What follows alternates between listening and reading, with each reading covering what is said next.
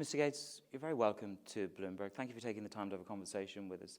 5 years ago, Chris Weibacher said that you wanted to launch a real war against 10 of the neglected tropical diseases in an unprecedented collaboration. Are you winning that war? Give me the update. Absolutely. It's been 5 great years of progress. We have a lot of allies in this war. The drug companies actually donate over 1 billion doses a year that are taken out and given to people in poor rural villages. And there's a number of these neglected diseases. Country by country, we're eliminating the disease, and so we have to give to less and less people. We have some like guinea worm or sleeping sickness. We're actually pretty close to getting to zero. Then we have some like visceral leishmaniasis, onchocerciasis, still pretty big numbers. And so we have got to get out there, get those drugs distributed. But we're very happy where we are in 5 years. And we're thanking the drug companies, the government donors, UK and US are the biggest, and the countries where these health workers go out and do this great work. The ambition 5 years ago was to eradicate guinea worm. As you say, you've mentioned some of the other 9. The biggest challenge, if I said to you, what was the biggest challenge in the past 5 years? Was it pulling in pharma? Was it about execution? What was the biggest challenge? Well, it varies disease by disease. We've always got to work in some pretty tough rural areas. These are the poorest of the poor. And so the quality of execution there, has to be a constant effort. We do have much better ability to go out and survey where the disease is, get reports back on mobile phones. We've made it quite a bit more coordinated and efficient. In the case of guinea worm, we only had 35 cases last year, but you run into challenges like the war in South Sudan means that although we don't think there are many cases there, we haven't been able to certify it because of the unrest. So that'll slow us down by maybe 2 to 3 years. We often give $1 to charity, or many dollars to charity in your case and beyond. Give me a sense of what $1 means in terms of charity and institution spending with pharma, the economic leverage, the social leverage of $1. Well, for neglected diseases, the case is pretty overwhelming. That is that because we get the drugs free, it only costs 63 cents to run the delivery campaign that gets out to individual people. And so what that means is they're getting some drugs once a year that they take, and that protects them against these five of these diseases. And if we go out there year after year and cover people, then those disease numbers come down and down and down. And if you do it long enough, you actually get that to zero. Now, some of these adult worms live for a long time, so we're trying to also invent a new drug so we wouldn't have to go the full 15 years. But the cost per patient treated is small enough, and what you're avoiding is so horrific. Some of these kill, a lot of them cause immense pain. Some people will be familiar with the fact that with lymphatic filariasis, your lymph nodes swell up, so you can have a leg or a scrotum that's absolutely gigantic, and of course you get rejected by people, you can't do work. And so this is very powerful stuff, just driving the number of people suffering from this down to small numbers with tiny pieces actually of the overall aid budget. We've also got philanthropists who created a fund called the End Fund that pulls together a lot of good donations for this work. I think to draw on a line that you used, if you can find a way to draw them in, it's absolutely the right way to do it. And of course, you're talking about pharmaceutical companies. You talk about their execution, their excellence, and their understanding. Has that scaled up over the past 5 years? If I say to you, right, the past 5 years, what did you all learn that you can carry forward into the next 5 that really accelerates this?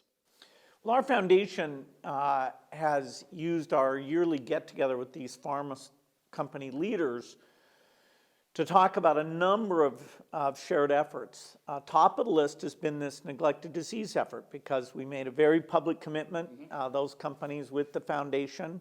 And so we've seen, how can they help with the logistics? How can they help with some of the measurement things?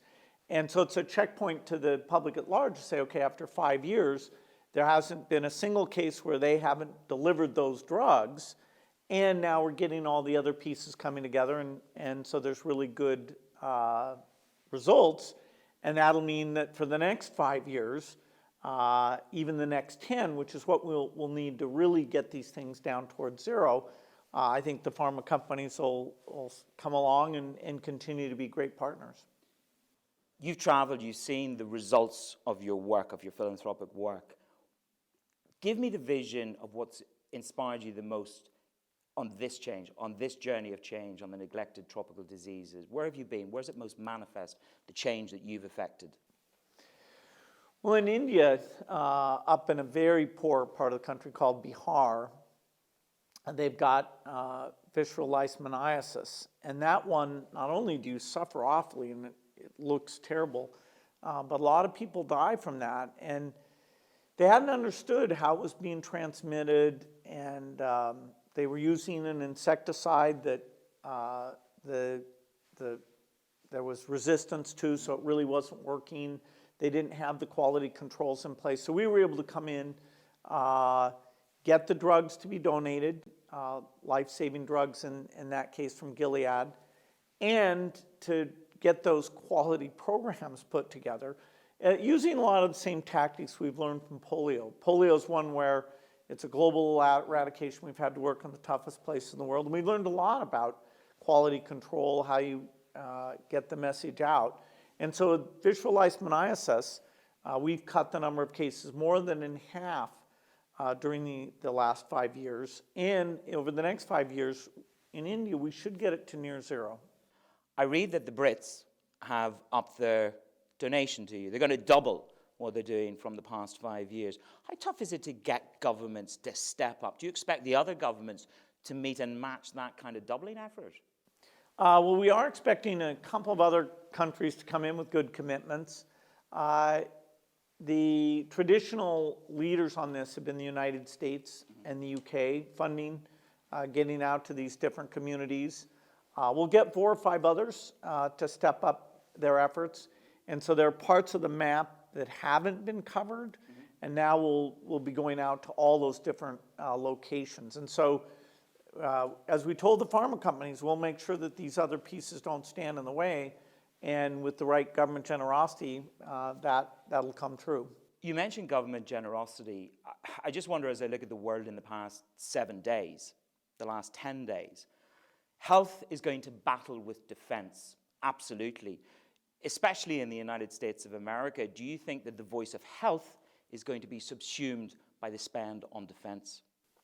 Well, I'm a strong proponent that innovation in health and even getting health systems around the world to be decent enough so that as pandemics develop, you see them early, you can catch them before they get completely out of control.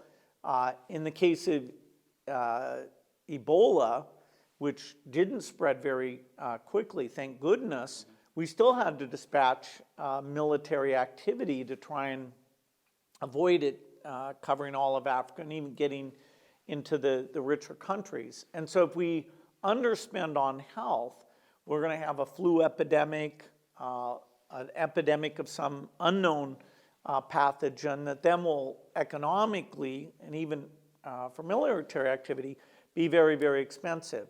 We have had some leaders, like General Manus, who's now Secretary of Defense in the United States, talk about how if you don't have that aid budget, then it forces the military to have to buy more weapons. And so the balance of soft power and hard power, particularly being ready for health crises, that if there's anything that could horrifically go and kill millions of extra people, it would be an epidemic. So you don't want to get out of balance. You've been vocal, and the foundation has been vocal, deeply troubled about the potential cuts in health funding in the United States of America. When I see volte-face by Donald Trump on China, on Syria, and on North Korea, Bill, what is the possibility that the cuts, the threatened cuts to health, may be scaled back? Well, certainly I think there's a very good chance that the administrative proposal, the executive branch proposal, won't end up being the exact budget there. There are things like the HIV life-saving work that gets done that's got a very strong backing in the Congress.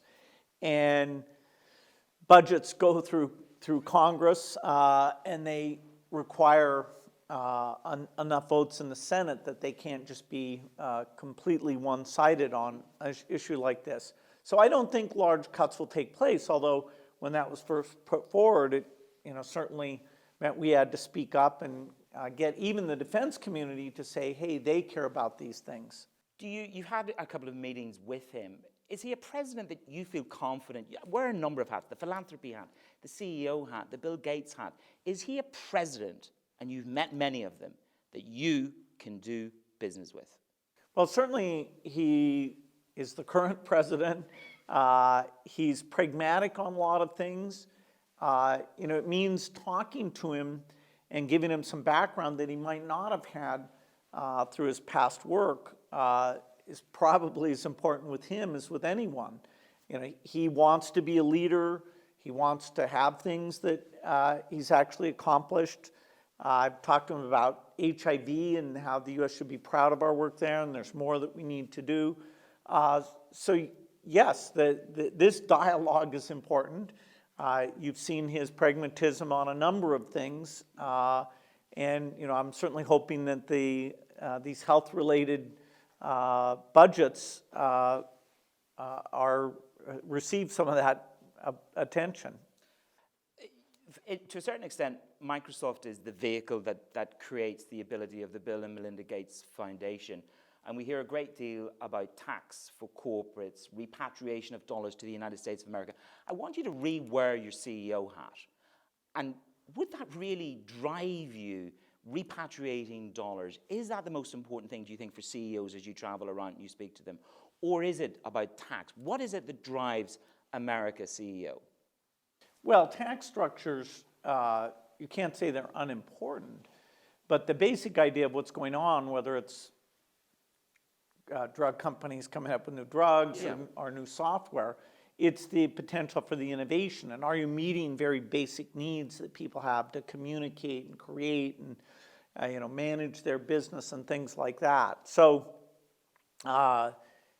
California is a very high tax location, and yet Silicon Valley remains as a center of huge innovation, stronger today in terms of its share of the digital innovation than at any time in history. So I'm not downplaying tax issues, but what CEOs in tech companies wake up thinking about every day is how they're going to use AI and where does their AI connect up to customer problems.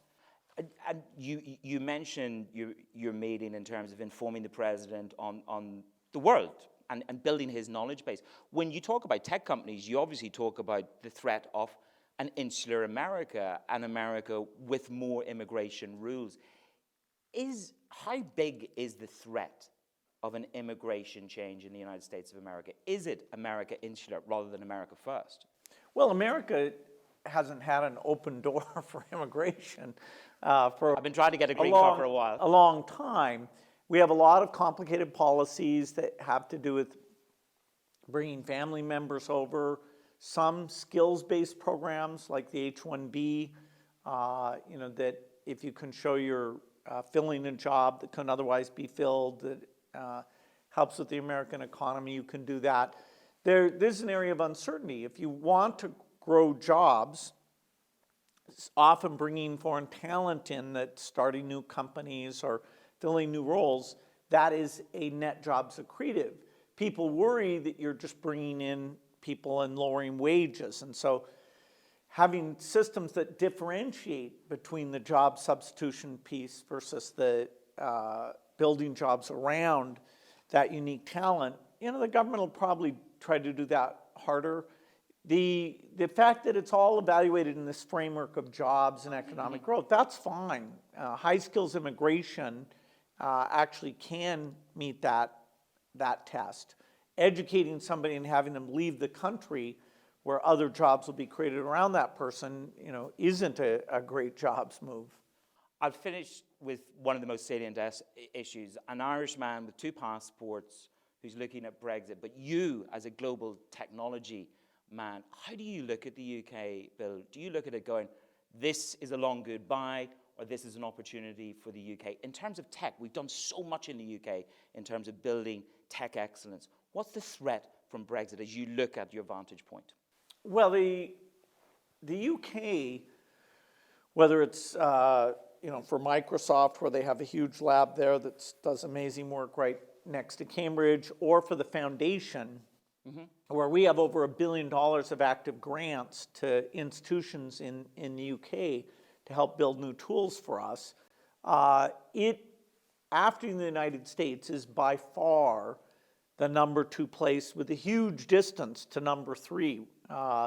And so maintaining that scientific excellence, which sometimes involves foreign-born scientists coming in and joining teams there, and having the right type of R&D collaboration, which as part of the EU, the UK has been a huge net recipient of scientific R&D dollars. I've been very pleased that both the Chancellor and the Prime Minister have said scientific leadership, creating good jobs, having this strength that is really fantastic in the UK, that they're going to work to maintain that because it would be a huge loss to the world and the UK if that wasn't done. It can be done. They've made it a bit more complicated by not being part of the EU, and just the uncertainty of, okay, what will the rules be about people and R&D pooling and money like that. Some people are getting concerned about that.